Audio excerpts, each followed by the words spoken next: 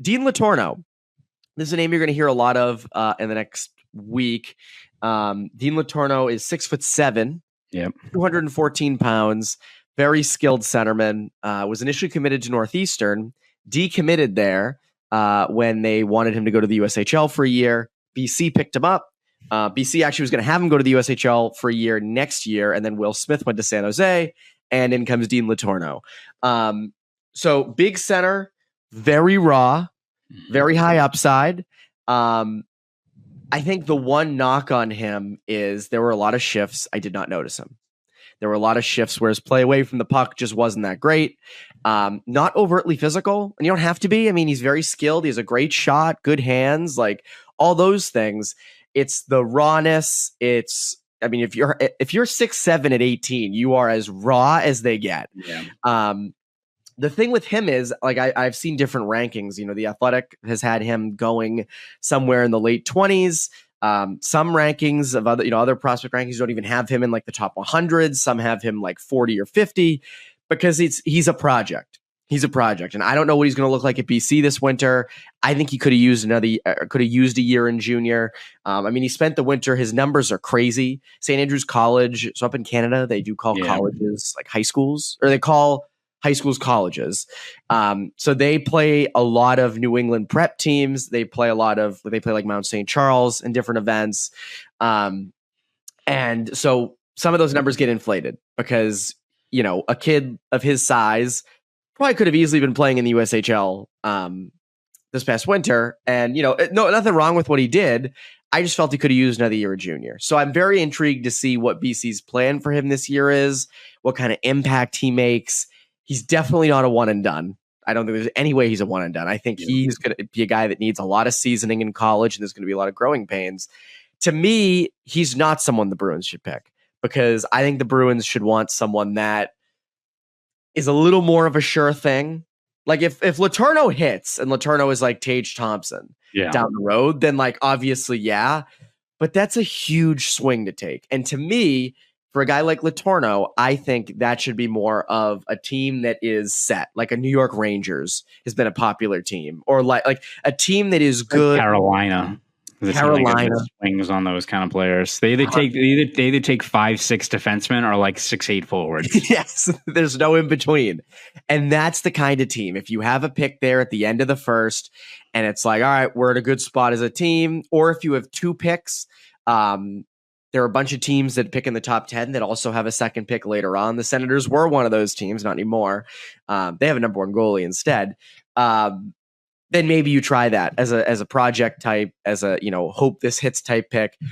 I don't think it's a Bruins pick. I don't think this is a guy the Bruins should be taking a swing on. I think there are other options there. There's other centermen that should probably still be there. Mm-hmm. That's where my expertise goes out the window. Sasha Boisvert is headed to BU this winter, though. And that's one, used to play for Mount St. Charles.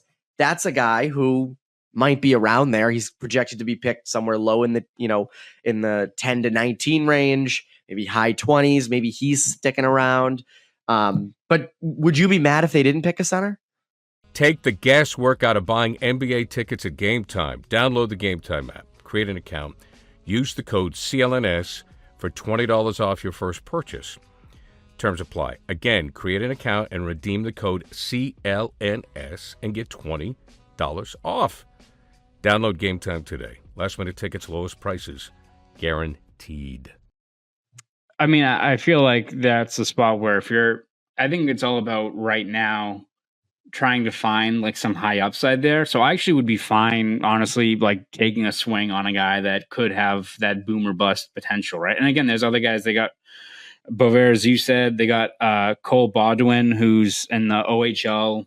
I think he's 6'2", already 210 pounds. And they kind of view him as one of those guys that, you know, maybe is a third line solid defensive two-way player. And like, again, there's value there. If he's a guy that you can project the floor, maybe that's who you value. But also if you're the Bruins, and we've talked about this, and again, it's the number 25 pick. So you have to operate with the expectation of what you're getting there. But what did we mention before? If you're the Bruins and you're trying to find an impact, legit, you know, top six forward, maybe this is the chance where you can swing on, a player like Letorneau, who, as you said, maybe he's a guy that doesn't even touch the NHL. Maybe he's like this tweener that isn't able to translate to the next level, or maybe he's Tage Thompson. Like, you could make the argument, like, if there's a time to do it, it's now, as opposed to a guy like Baudouin, who, again, like, seems like a pretty safe pick.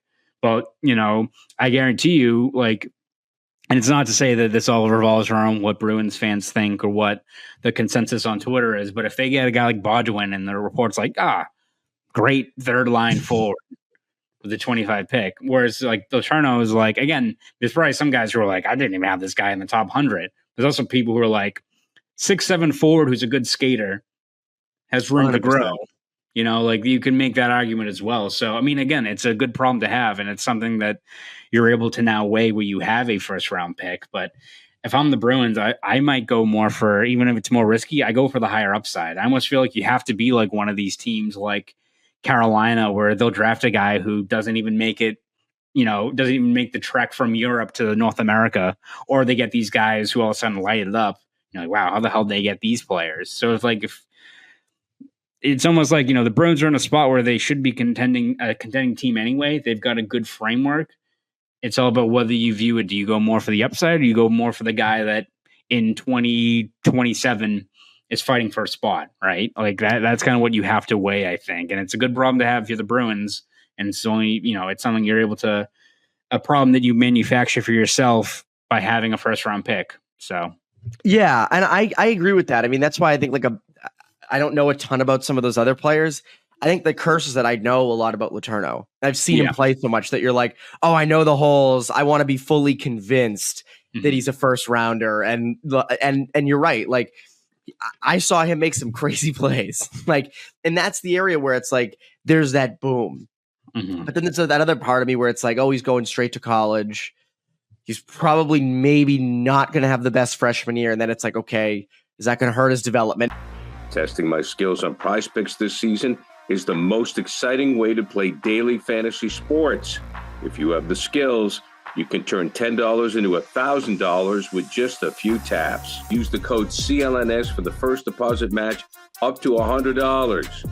Pick more, pick less. It's that easy.